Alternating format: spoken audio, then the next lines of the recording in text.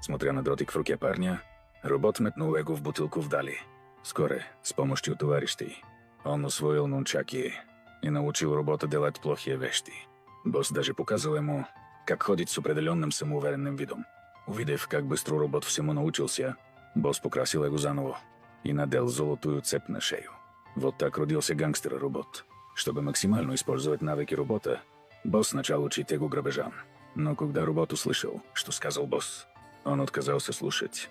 Чтобы убедить эго, босс солгал, сказав, что батарея робота почти разряжена, и единственный способ выжить – получить новую батарею за деньги. Услышав это, робот неохотно присоединился к их команде грабителей. Вскоре они нацелились на броневик.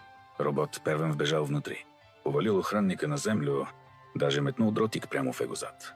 Когда он вернулся, он понял, что раненый охранник вовсе не спит, потому что босс сказал ему, что дротик только усыпляет людей, но не причиняет вреда. Увидев охранника, залитого кровью, робот наконец понял, что его обманули.